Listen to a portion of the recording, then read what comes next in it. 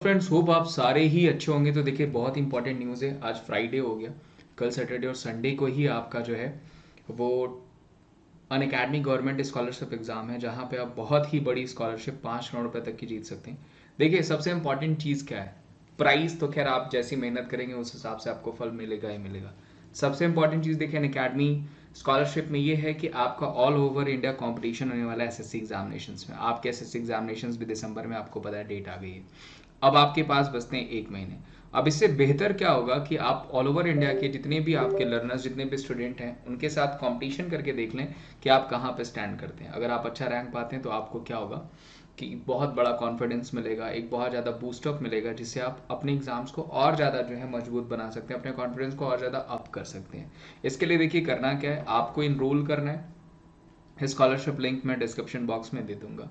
Enrol करना है इसमें कल संडे को सुबह 10 बजे स्कॉलरशिप होगी। 6 नवंबर को इनरोल कर लीजिए। आप स्कैन करके डायरेक्ट भी जा सकते हैं। आप स्कैन करके, आप स्कैनर लगा हुआ डायरेक्ट जा सकते हैं। अगर आप स्कॉलरशिप में अच्छे नंबर्स पाते हैं, अच्छे रैंक्स पाते हैं, लाइक 1 रैंक हो गया, 2 to 6 रैंक हो गया, 7 to 16 हो गया, या फिर 300 लकी जो टेस्ट रैंकर्स हैं, उनको जो होगा वो क्या मिलेगा, गिफ्ट वाउचर्स और अलग गिफ्ट हैम्पर्स मिलेंगे, जिसमें लैपटॉप हो गया, मोबाइल फ़ोन हो गया, स्कॉलरशिप भी है। आपको यही करना है कि आप इसमें एनरोल कर लीजिए। साथ ही साथ देखिए, सबसे इंपॉर्टेंट चीज़ हो रही है कि अगर आप मान लीजिए रैंक में नहीं भी आते हैं, तो आपको 1 महीने का टेस्ट सीरीज मिल रहा है, जो कि अन अकेडमी यूवे लाइट के थ्रू, जहाँ पे 1 महीने आपके वो जो है क्रूशल 1 महीने है, जहाँ पे अपनी आप तैयारी को बहुत ज़्यादा मजबूत कर सकते हैं। तो आप जरूर जाइए, एनरोल करिए। कुछ नहीं लग रहा है आपका, एप्लीकेशन इंस्टॉल करना है अकेडमी से और इसका फ़ायदा उठाना है। सबसे बड़ी बात कि 1 महीने का आपको फ्री सब्सक्रिप्शन मिल रहा है, प्लस ये स्कॉलरशिप आपके लिए बहुत ही ज़्यादा इंपॉर्टेंट है। तो मैं तो यही कहूँगा कि आप ज़रूर इसके लिए जाइए, इसको एनरोल करिए, उसका फ़ायदा उठाइए। देखिए, ये सारे जो अवार्ड्स हैं, सिर्फ आपको आपका प्रोत्साहन है एक तरीके से। बाकी सबसे इंपॉर्टेंट चीज़ है स्ट्रेस को सॉल्व करना है, स्टेज में बैठना। तो मैं उम्मीद करता हूँ आप जल्दी से स्टेज सीरीज़ को ज्वाइन करेंगे और इसका बहुत ज़रूर फ़ायदा उठा करके बहुत ज़्यादा आप अपने कॉन्फिडेंस को बढ़ाएंगे। Thank you so much. मिलते हैं। नमस्कार, स्वागत है आप सभी का शिक्षा सिटी के इस यूट्यूब चैनल में। आज के इस वीडियो में हम बौद्ध धर्म से संबंधित 50 सबसे बेहतरीन प्रश्नों को इस वीडियो में कवर करेंगे। दोस्तों, इस वीडियो में बौद्ध धर्म से संबंधित जितने भी प्रश्न बन सकते थे, उन सभी को इस वीडियो में सम्मिलित किया गया है। तो इस वीडियो का बिल्कुल ध्यान से देखिएगा। इस वीडियो को देखने के बाद आपके एग्जाम में जितने भी बौद्ध धर्म से संबंधित प्रश्न पूछे जाएंगे, वो इसी वीडियो से पूछे जाएंगे। तो ये वीडियो आपके आने वाले एग्जाम के लिए काफ़ी फायदेमंद होने वाला है। तो इस वीडियो का बिल्कुल ध्यान से देखिएगा। इसके साथ ही अगर आपको ये वीडियो अच्छा लगे तो इस वीडियो को लाइक भी कीजिएगा। इसके साथ इस वीडियो को अपने दोस्तों को भी शेयर कीजिएगा। इसके साथ अगर आप हमारे चैनल पहली बार आते हैं तो हमारे चैनल को सब्सक्राइब भी जरूर कर लीजिएगा, इसी तरह के और इम्पॉर्टेंट वीडियोस को पाने के लिए। तो ये वीडियो को स्टार्ट करते हैं। पहला प्रश्न हमारा है, बौद्ध धर्म के संस्थापक कौन थे? Super important. तो बौद्ध धर्म के संस्थापक कौन माने जाते हैं? तो गौतम बुद्ध। तो आप याद देखिएगा, गौतम बुद्ध इसका राइट आंसर है। अगला हमारा है, गौतम बुद्ध का जन्म कब हुआ था?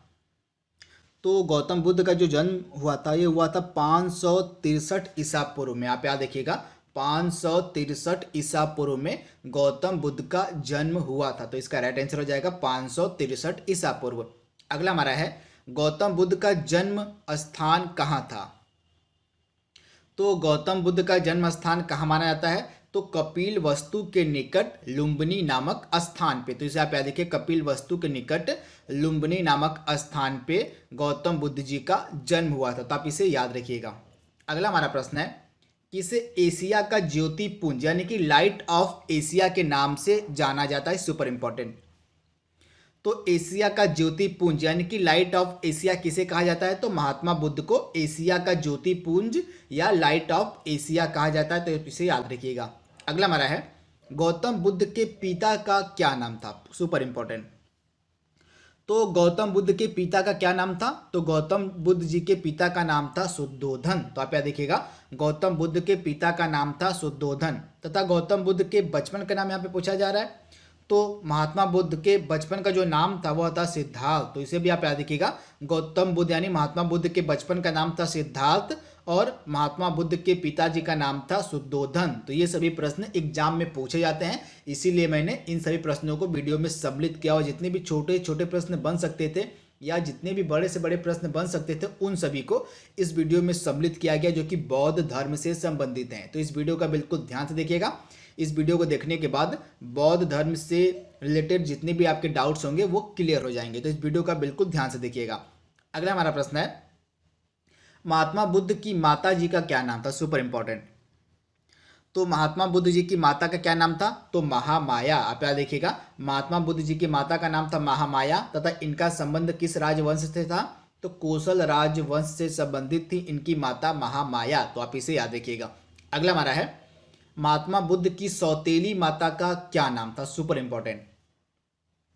तो महात्मा बुद्ध जी की सौतेली माता क्या नाम था? तो प्रजापति गौतमी। तो आप याद देखिएगा, महात्मा बुद्ध जी की सौतेली माता का नाम था प्रजापति गौतमी।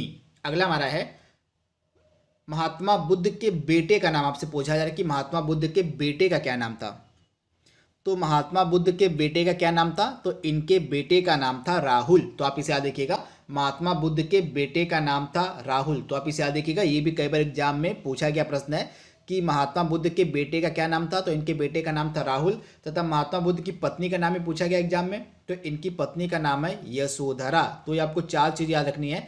महात्मा बुद्ध के पिता का नाम शुद्धोधन हो गया, इनकी माता का नाम महामाया हो गया, इनकी पत्नी का नाम यशोधरा हो गया और इनके बेटे का नाम राहुल हो गया, और महात्मा बुद्ध के बचपन का नाम सिद्धार्थ था। तो इतनी छोटी जानकारी, जो छोटे छोटे फैक्ट है आपके दिमाग में होने चाहिए बौद्ध धर्म से रिलेटेड। अगला हमारा है, बुद्ध ने कितने वर्ष की अवस्था में गृह त्याग किया था? आपसे पूछा जा रहा है कि महात्मा बुद्ध ने कितने वर्ष की अवस्था में गृह त्याग किया था? तो 29 वर्ष की अवस्था में महात्मा बुद्ध ने गृह त्याग किया था। तो इसका राइट आंसर हो जाएगा 29 वर्ष की अवस्था में। अगला हमारा है, महात्मा बुद्ध के गृह त्याग की घटना क्या कहलाती है? सुपर इंपॉर्टेंट, कई बार एग्जाम में पूछा गया प्रश्न है। तो महात्मा बुद्ध के गृह त्याग की घटना क्या कहलाती है?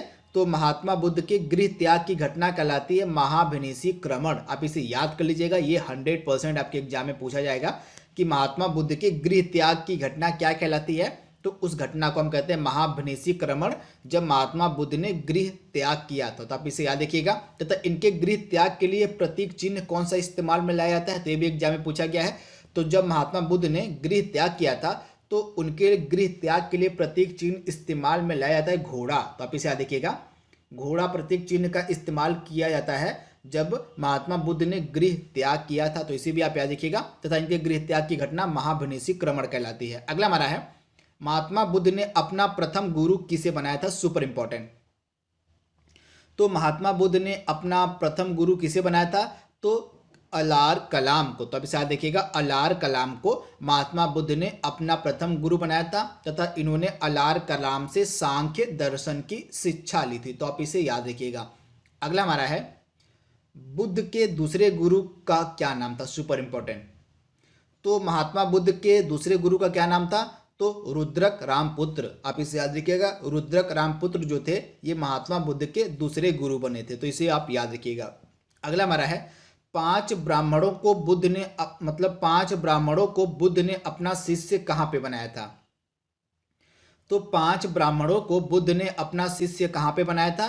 तो उरुवेला में। तो उरुवेला नामक स्थान पे महात्मा बुद्ध ने 5 ब्राह्मणों को अपना शिष्य बनाया था। Super important. अगला हमारा है, बुद्ध के 5 शिष्यों के क्या नाम थे? आपसे पूछा जा रहा है कि महात्मा बुद्ध के 5 शिष्यों के नाम। तो पहले आपके हो गए कौंडिन्य, दूसरे वंपा, तीसरा भादिया, चौथा अस्सागी और 5वां महानामा। तो ये 5 शिष्य थे महात्मा बुद्ध जी के। अगला हमारा है, किस वृक्ष के नीचे बुद्ध ने कठिन तपस्या कर ज्ञान यानी कि निर्वाण की प्राप्ति की थी? Super important. तो पीपल का वृक्ष था जहां पे महात्मा बुद्ध को ज्ञान यानी निर्वाण की प्राप्ति हुई थी। तो आप इसे याद रखिएगा। तथा इस पीपल को वृक्ष को बोधि वृक्ष भी कहा जाता है। तो आप इसे देखिएगा, इस पीपल के वृक्ष को बोधि वृक्ष भी कहा जाता है, जिसके निकट महात्मा बुद्ध को ज्ञान यानी कि निर्वाण की प्राप्ति हुई थी। तो आप इसे याद रखिएगा। अगला हमारा है, ज्ञान प्राप्ति के बाद सिद्धार्थ को क्या कहा गया? Super important. तो जब ज्ञान की प्राप्ति हो गई तो सिद्धार्थ किस नाम से जाने गए? तो गौतम बुद्ध के नाम से जाने गए। ज्ञान की प्राप्ति के बाद सिद्धार्थ। तो आप इसे याद रखिएगा, इसका राइट आंसर है गौतम बुद्ध तथा तथागत। अगला हमारा है, गौतम बुद्ध को ज्ञान की प्राप्ति किस रात्रि को हुई थी? Super important. तो गौतम बुद्ध को ज्ञान की जो प्राप्ति हुई थी वो हुई थी बैसाख पूर्णिमा की रात को। कब? तो बैसाख पूर्णिमा की रात को गौतम बुद्ध जी को ज्ञान की प्राप्ति हुई थी? तो इसका राइट आंसर क्या हो जाएगा? बैसाख पूर्णिमा की रात को। अगला हमारा है सिद्धार्थ का गोत्र। आपसे पूछा जा रहा है कि सिद्धार्थ का गोत्र क्या था? तो सिद्धार्थ का गोत्र क्या था? तो गौतम। तो आप ऐसे याद रखिएगा, सिद्धार्थ का गोत्र था गौतम। अगला हमारा है बुद्ध ने अपना प्रथम उपदेश कहाँ पे किया दिया था? Super important. तो महात्मा बुद्ध ने अपना जो प्रथम उपदेश था यह दिया था सारनाथ में। कहाँ? तो सारनाथ में महात्मा बुद्ध ने अपना प्रथम उपदेश दिया था। तो आप इसे याद रखिएगा, सुपर इंपॉर्टेंट। अगला हमारा है महात्मा बुद्ध के प्रथम उपदेश देने की घटना को क्या कहा जाता है? Super important. तो महात्मा बुद्ध के प्रथम उपदेश देने की घटना क्या कहलाती है? तो धर्म चक्र प्रवर्तन। क्या कहलाती है? तो महात्मा बुद्ध के प्रथम उपदेश देने की घटना धर्म चक्र प्रवर्तन कहलाती है। तो इसका राइट आंसर हो जाएगा धर्म चक्र प्रवर्तन। तथा महात्मा बुद्ध ने अपना प्रथम उपदेश कहाँ पे दिया था? तो सारनाथ में। अगला हमारा है बौद्ध धर्म के त्रिरत्न। आपसे पूछा जा रहा है कि बौद्ध धर्म के त्रिरत्न कौन कौन से हैं? तो बुद्ध, धम्म और संघ। आप याद देखिएगा, बुद्ध, धम्म और संघ ये बौद्ध धर्म के त्रिरत्न हैं। तो आप इसे याद देखिएगा, ये कई बार एग्जाम में पूछा गया प्रश्न है कि बौद्ध धर्म के त्रिरत्न कौन कौन से होते हैं? तो बुद्ध, धम्म और संघ। आप इसे याद रखिएगा। अगला हमारा है बुद्धकालीन प्रसिद्ध नगर कितने तथा कौन कौन से थे? आपसे पूछा जा रहा है। तो बुद्धकालीन प्रसिद्ध नगर टोटल 6 थे। तथा कौन कौन से थे? तो साकेत, कौशाम्बी, वाराणसी, चंपा, राजगृह और श्रावस्ती ये प्रसिद्ध बौद्धकालीन नगर थे 6। तो आप इसे याद रखिएगा। अगला हमारा है बौद्ध साहित्य में प्रयुक्त संथागार शब्द का तात्पर्य क्या होता है? तो बौद्ध साहित्य में जो शब्द प्रयुक्त किया गया है संथागर, इसका मतलब होता है राज्य संचालन के लिए गठित परिषद। आप इसे याद रखिएगा, बौद्ध साहित्य में जो शब्द प्रयुक्त किया गया संथागार, इसका मतलब होता है राज्य संचालन के लिए गठित परिषद। तो आप इसे याद रखिएगा। 26वां प्रश्न हमारा है आजीवक संप्रदाय की स्थापना किसने की थी? Super important.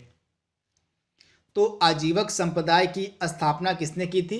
तो मखली गोसाल ने। किसने? तो मखली गोसाल के द्वारा आजीवक संप्रदाय की स्थापना की गई थी। अगला हमारा सुपर इंपॉर्टेंट है महात्मा बुद्ध का जो जन्म स्थान है लुम्बिनी किस महाजनपद के अंतर्गत आता था? Super important. तो महात्मा बुद्ध जी का जो जन्म स्थान है लुम्बिनी यह किस महाजनपद के अंतर्गत आता था? तो कौशल महाजनपद के अंतर्गत आता था महात्मा बुद्ध का जन्म स्थान लुम्बिनी। तो आप इसे याद देखिएगा, सुपर इंपॉर्टेंट। अगला हमारा है महात्मा बुद्ध का महापरिनिर्वाण यानी कि मृत्यु स्थल जो कुशीनगर है वह किस महाजनपद के अंदर आता था? ये भी आपसे पूछा जा रहा है।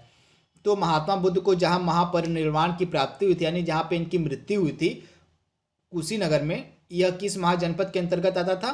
तो मल्ल महाजनपद के मल्ल गणराज्य के अंतर्गत आता था कुशीनगर, जहाँ पे महात्मा बुद्ध को महापरिनिर्वाण यानी इनकी मृत्यु हुई थी। तो आप इसे याद देखिएगा। तथा 483 ईसा पूर्व में महात्मा बुद्ध जी की मृत्यु हुई थी कुशीनगर में। अगला हमारा है बुद्ध काल में वाराणसी क्यों प्रसिद्ध था? Super important. तो बुद्ध काल में वाराणसी क्यों प्रसिद्ध था? तो हाथी के दांत के लिए बुद्ध काल में वाराणसी प्रसिद्ध था। अगला हमारा है बुद्ध काल में पत्थर का काम करने वाले क्या कहलाते थे? तो बुद्ध काल में पत्थर का काम करने वाले क्या कहलाते थे? तो कोहक। आप इसे याद रखिएगा, बुद्ध काल में पत्थर का काम करने वाले कहलाते थे कोहक। अगला हमारा है जिस स्थान पर बुद्ध को ज्ञान की प्राप्ति हुई थी वह स्थान क्या कहलाया? Super important. तो जिस स्थान पे बुद्ध को ज्ञान की प्राप्ति हुई थी वह स्थान क्या कहलाया? तो बोध गया। आप इसे याद देखिएगा, जिस स्थान पे महात्मा बुद्ध को ज्ञान की प्राप्ति हुई थी वह स्थान कहलाया था बोध गया। तो आप इसे याद देखिएगा, मोस्ट इंपॉर्टेंट। अगला हमारा प्रश्न है बुद्ध के प्रथम 2 अनुयायी आपसे पूछा जा रहा है कौन थे? तो महात्मा बुद्ध के प्रथम 2 अनुयायी कौन थे? तो कालिक और तपासु। आप इसे याद देखिएगा, महात्मा बुद्ध के प्रथम 2 अनुयायी कौन थे? तो कालिक और तपासु। अगला हमारा है भारत के बाहर बौद्ध धर्म को फैलाने वाले सम्राट कौन थे? Super important. तो भारत के बाहर बौद्ध धर्म को फैलाने वाले सम्राट कौन थे? तो सम्राट अशोक। आप इसे देखिएगा, सम्राट अशोक ने बौद्ध धर्म को भारत से बाहर फैलाया था। तो इसे देखिएगा, सम्राट अशोक। हमारा अगला प्रश्न है बौद्ध धर्म को अपनाने वाली प्रथम महिला कौन थी? Super important. तो बुद्ध जी की जो सौतेली माँ थी प्रजापति गौतमी, ये पहली महिला थी जिन्होंने बौद्ध धर्म को अपनाया था। तो अब इसे देखिएगा, बुद्ध की माँ प्रजापति गौतमी, तथा यह जो प्रजापति गौतमी थी ये महात्मा बुद्ध की सौतेली माँ थी। आप इसे भी याद रखिएगा। अगला हमारा है महात्मा बुद्ध ने अपने उपदेश किस भाषा में दिए? Super important. तो महात्मा बुद्ध ने जो अपना उपदेश दिया था यह कौन सी भाषा में दिया था? तो पाली भाषा में। आप इसे देखिएगा, महात्मा बुद्ध के द्वारा जो उनका उपदेश था अधिकतर यह पाली भाषा में दिया गया था। तो इसे देखिएगा, ये कई बार एग्जाम में पूछा गया प्रश्न है। अगला हमारा है महात्मा बुद्ध ने तृष्णा की घटना को क्या कहा? Super important. तो महात्मा बुद्ध ने तृष्णा की घटना को क्या कहा? तो निर्वाण। तो आप इसे देखिएगा, महात्मा बुद्ध ने तृष्णा की घटना को निर्वाण कहा था। अगला हमारा है बुद्ध की प्रथम मूर्ति कहाँ बनी? Super important. तो महात्मा बुद्ध की जो पहली मूर्ति थी यह बनी थी मथुरा शैली में। आप इसे देखिएगा, महात्मा बुद्ध की जो पहली मूर्ति थी वह बनी थी मथुरा शैली में। परंतु अगर आपसे एग्जाम में पूछे कि महात्मा बुद्ध की जो सर्वाधिक मूर्तियों का निर्माण है वो किस शैली में किया गया था, तो महात्मा बुद्ध की सर्वाधिक मूर्तियों का जो निर्माण है वो गंधार शैली में किया गया था। तो आपको दोनों याद रखना है। अगर आपसे पूछे कि महात्मा बुद्ध की प्रथम मूर्ति किस शैली में बनी थी, तो मथुरा शैली इसका राइट आंसर हो जाएगा। अगर आपसे पूछे कि महात्मा बुद्ध की सर्वाधिक मूर्ति किस शैली में बनी थी, तो गंधार शैली में। तो दोनों आपको याद रखना है। अगला हमारा है सबसे अधिक संख्या में बुद्ध की मूर्तियों का निर्माण किस शैली में किया गया? जैसा मैंने आपको बताया कि गंधार शैली में सबसे अधिक संख्या में बुद्ध की मूर्तियों का निर्माण किया गया था। तो गंधार शैली इसका राइट आंसर है। अगला हमारा है बैसाख पूर्णिमा किस नाम से विख्यात है? Super important. तो बैसाख पूर्णिमा किस नाम से विख्यात है? तो बुद्ध पूर्णिमा के नाम से विख्यात है बैसाख पूर्णिमा। तो आप इसे याद देखिएगा, बुद्ध पूर्णिमा के नाम से विख्यात है बैसाख पूर्णिमा। अगला हमारा प्रश्न है महात्मा बुद्ध ने किसकी प्रामाणिकता को नकार दिया था? Super important. तो महात्मा बुद्ध ने वेदों की प्रामाणिकता को नकार दिया था। तो इसका राइट आंसर क्या हो जाएगा? वेदों की। अगला हमारा प्रश्न है कुल कितनी बौद्ध संगतियों का आयोजन किया गया था? Super important. तो टोटल 4 बौद्ध संगतियों का आयोजन किया गया था। तो इसका राइट आंसर हो जाएगा टोटल 4 बौद्ध संगतियों का आयोजन किया गया था। तो 4 इसका राइट आंसर है। अगला हमारा है अशोक को बौद्ध धर्म में किसने दीक्षित किया? Super important. तो अशोक को बौद्ध धर्म में किसने दीक्षित किया था? तो मोगलीपुत्र तिस्स ने। किसने? तो मोगलीपुत्र तिस्स ने अशोक को बौद्ध धर्म में दीक्षित किया। तो इसका राइट आंसर हो जाएगा मोगलीपुत्र तिस्स। अगला हमारा है प्रथम बौद्ध संगति का आयोजन कहाँ पे, कब और किसकी अध्यक्षता में किया गया था? Super important.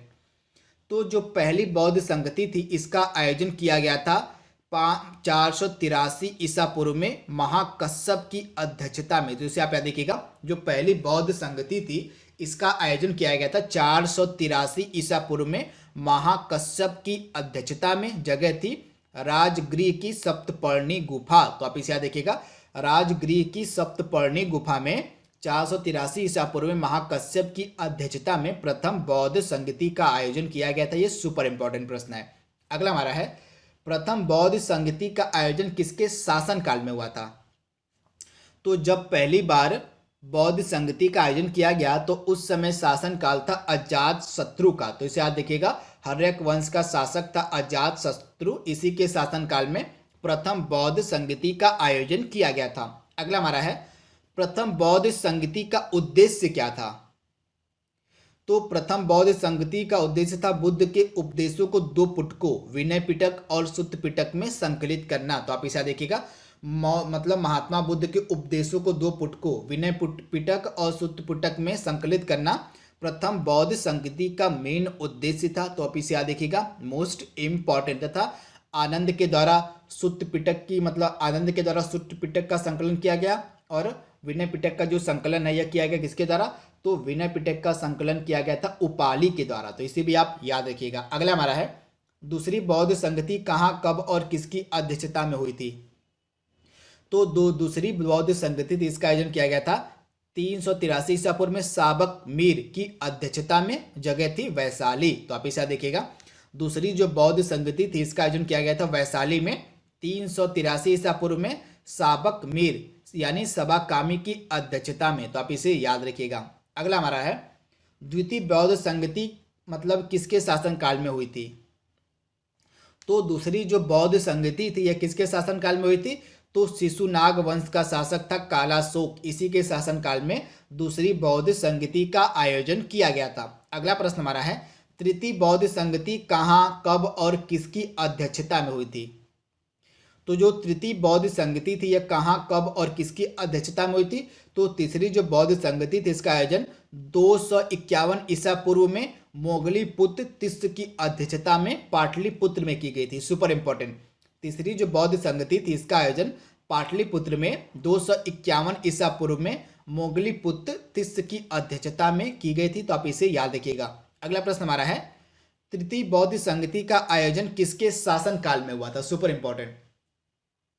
तो जो तीसरी बौद्ध संगति थी इसका आयोजन किसके शासन काल में हुआ था?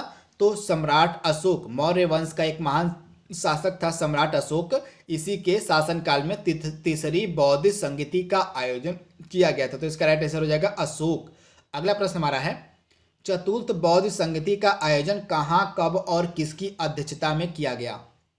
तो जो चौथी बौद्ध संगति थी इसका आयोजन किया गया था पहली शताब्दी ईस्वी में। आप इसे याद रखिएगा, पहली शताब्दी में वसुमित्र की अध्यक्षता में जो थी चौथी बौद्ध संगति का आयोजन किया गया था। तो आप इसे याद रखिएगा, जो चतुर्थ बौद्ध संगति थी यानी जो चौथी बौद्ध संगति थी इसका जो आयोजन था यह किया गया था ईसा की पहली शताब्दी में। कहाँ?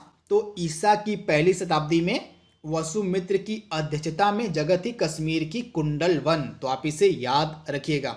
अगला प्रश्न हमारा है, चतुर्थ बौद्ध संगति के उपाध्यक्ष कौन थे? तो चतुर्थ बौद्ध संगति के उपाध्यक्ष कौन थे? तो अश्वघोष। कौन थे? तो चतुर्थ बौद्ध संगति के उपाध्यक्ष थे अश्वघोष। तथा आप याद रखिएगा, यह जो चतुर्थ बौद्ध संगति हुई थी इसी संगति में चौथी बौद्ध संगति में ही जो बौद्ध धर्म था यह दो संप्रदाय में विभाजित हो गया था। पहला संप्रदाय था महायान का, आप याद रखिएगा, महायान, और दूसरा था हीनयान। तो ये भी कई बार एग्जाम में पूछा गया प्रश्न है कि कौन सी बौद्ध संगति के अंतर्गत जो था बौद्ध संप्रदाय दो भागों में बट गया था। तो चौथी बौद्ध संगति जब हुई थी उस समय जो बौद्ध धर्म था यह दो संप्रदाय हीनयान और महायान में विभाजित हो गया था। तो इसे याद रखिएगा। आज का लास्ट प्रश्न हमारा है, चतुर्थ बौद्ध संगति किसके शासन काल में हुई थी? तो जो चौथी बौद्ध संगति थी यह किसके शासन काल में हुई थी? तो कुषाण वंश का एक शासक था कनिष्क। आप याद रखिएगा, कुषाण वंश का एक शासक था कनिष्क, इसी के शासन काल में चतुर्थ बौद्ध संगति का आयोजन किया गया था। तो इसका राइट आंसर क्या हो जाएगा? कुषाण वंश का शासक कनिष्क। तो दोस्तों यहाँ पे हमने टोटल बौद्ध धर्म से संबंधित 53 सबसे बेहतरीन प्रश्नों को कवर कर लिया है। आई होप आपको वीडियो पसंद आया होगा। तो आज के लिए बस इतना ही। Thank you, thanks for watching, thank you.